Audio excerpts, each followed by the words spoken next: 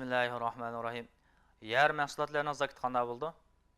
Alloh taolo bunday deydi: Ya ayyuhallazina amanu anfiqu min tayyibati ma kasabtum va mimma akhrajna lakum minal ard. Ya'ni ey mu'minlar, topgan melinglarning yaxshilaridan va biz sizlarga zamindan chiqarib bergan narsalardan Alloh yo'lida sarf qilinglar. Va huvallazi ansha'a jannati ma'rushatin va ghayra ma'rushat va nakhla va zar'a mukhtalifan ukulahu va zaytuna va rummana mutashabihan va ghayra mutashabih. Kulu min thamarihi idza athmara va atu haqqahu yawma hasad. Ya'ni Alloh shunday zotki, bidishlik va bidishsiz bog'larni, ta'mi har xil xurmo va ekinlarni bir-biriga o'xshaydigan va o'xshamaydigan zaytunlarni va anorlarni bor qildi. Har biri meva bergan chaqda uning mevasidan yanglar, uni yiqqan kun haqqini beringlar. Bu oyatlarga asosan baliq, ziroat va meva mahsulotlariga zakat keldi. Bu narsalarga zakat farz bo'lishiga o'lcham 5 vasaqdir. Bu o'lchamga yetgan har mahsulotdan zakat ayirish farzdir.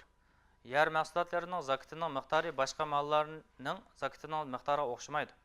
Masalan, daryo, o'stan va bulut, ya'ni yomg'ir suvlari bilan sug'urilgan yerning mahsulotiga 10da 1 zakat, ya'ni o'shra keldi.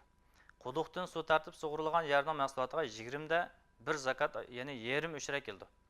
Jabir raziyallohu anhu dan rivoyat qilindiki, Rasululloh sallallohu alayhi vasallam bunday degan: O'stan va yomg'irning suvlari bilan sug'urilgan yerning mahsulotining 10da 1 zakat, ya'ni o'shra ilindi.